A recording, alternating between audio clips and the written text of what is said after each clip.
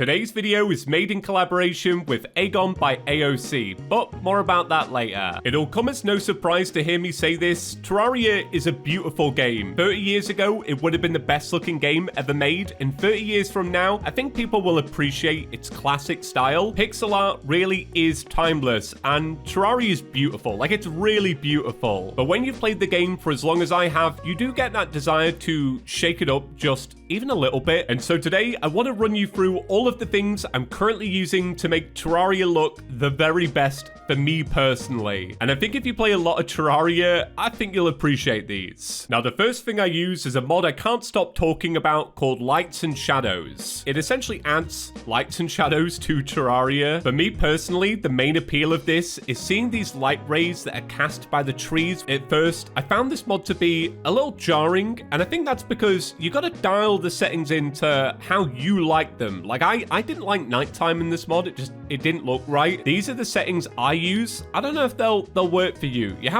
do have to try this one yourself. I will say though, the best part is once 1.4.5 drops, this mod might become obsolete. Nothing against the mod, of course. I think the mod is incredible, but with this being a feature actually in the update, it means it trickles down to console and mobile. So if you don't have access to mods, you can have Terraria just looking incredible. Now, the next mod I'm using is called Realistic Sky, and I think it's a good complement to Lights and Shadows, because when paired with Lights and Shadows, you still get those light rays, but the sun is larger, and I think that works. You can also see these like cloud vapors in the sky. I think it's a nice effect. The main thing with this mod though is that once you go into the sky, you sort of like go into the upper atmosphere, and you can see a big starry night behind you. It's very beautiful. I really like how this looks at night, but I think it looks even better during the daytime. Like, this looks so nice. The next mod I'm using is another which I don't want to stop talking about. It's called Weapons Out Light. This used to be a mod before 1.4, and it was my favorite mod. It's one of those mods where I wish Relogic would just add it to the game, kind of like Lights and Shadows. If you've never seen it before, maybe you've seen it in videos, but you don't know what it's called. It allows your player to display whatever item they're holding. And the level of like immersion this brings to Terraria is incredible. Like, I love this mod so much. This newer version is very fancy as well. Like, there are little animations that can play with certain items. Like, you can have a sword, and when you're done with it, the player will like slot it onto their back. So long as this mod is available, I will be using it. Now, the next thing I'm using is a bit simpler and is good if you don't want to play modded Terraria. It's a texture pack called Animated Hair, and it essentially adds animation to all of the various hairstyles that don't have animations. I only bounce between two hairstyles in Terraria, and this works for both of them, and it sort of adds like a floppiness as the player's moving around. It's a subtle thing, but it feels like next gen.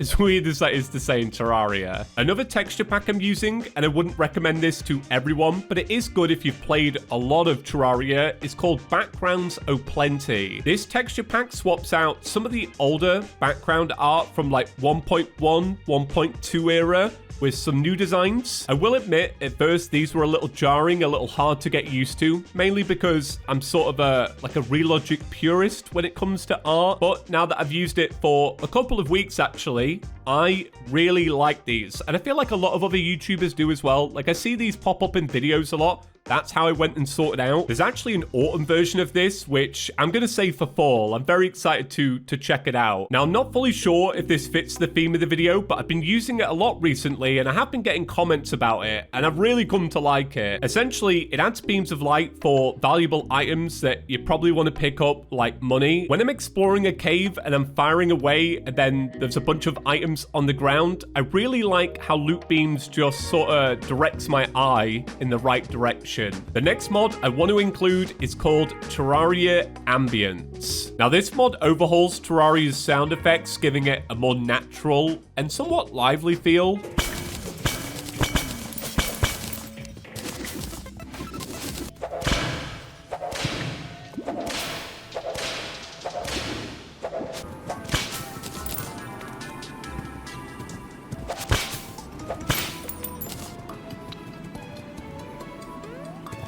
But once again, I don't know if this is for everyone. I think some people might find this a little much. Now, the final mod I wanted to include is a mod called Higher FPS, and to really get the benefits of this, I needed a new screen. So I actually reached out to AOC to see if they would send me a monitor that I had my eye on, because I think it's an incredible monitor, and it really lends to my theme of making Terraria look the very best it can. I am very excited about what's in this box, because I would argue that this is the best bang for your buck monitor that you can buy today. 32 inches, 4K, quantum dot OLED, and also 165 Hz refresh rate. And the best part is, it's a lot cheaper than any other monitor in this spec range. I've checked, this is the cheapest, at least here in the UK. So removing the styrofoam. Here's the monitor. I don't want to drop it. I should probably put this down. I mean, it's in a bag, but it's beautiful, right?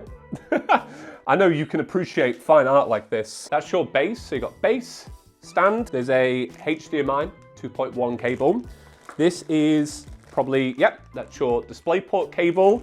They also include a USB upstream cable, so that means you can use the USB ports in the back of the monitor. A really cool thing about this stand, there's actually a headphone holder built in that you can tuck away. That is nice and screwed in, so we should be fine to put it on the desk now. And with that, it's now time for everyone's favorite part about getting a display, the peel. Beautiful. Well, it's been about 2 weeks since I unboxed the monitor, and Terraria looks better than ever. With quantum dot OLED, Terraria really pops because it's such a bright and colorful game, but at times, especially when you're in a cave, it's also a very dark game. And with quantum dot OLED, that means that every pixel is self-emitting, which means when you want to display something black on quantum dot OLED, it's truly black. Whereas with older monitors, because other things need to be lit by a backlight, things that are black are not really black, they're gray. But with this monitor, it makes Terraria look amazing, and it's so thin. If you want to have the goal of making Terraria look the very best, this monitor can do it for far less money, and I appreciate that. Now back to the mod I wanted to talk about, higher FPS. This allows Terraria to run at a higher FPS. For me personally, when it comes to player movement, enemy movement, things look very similar. But with projectiles, especially projectiles that appear in mods, or like boss fights that use a bunch of wild visuals, this mod makes Terraria look buttery smooth. And with this monitor, the AG326UD, it runs at 165 Hz, and I'm used to Terraria at 60 Hz, so, I mean, this is eye candy. It's really nice. That's everything I wanted to talk about today, though. That's how I'm making Terraria look its very best. If you have any recommendations, though, I would love to hear them, so maybe leave me a comment down below. And thank you to AOC for partnering with me to make this video. It's really appreciated. Thanks for watching, everyone. Peace.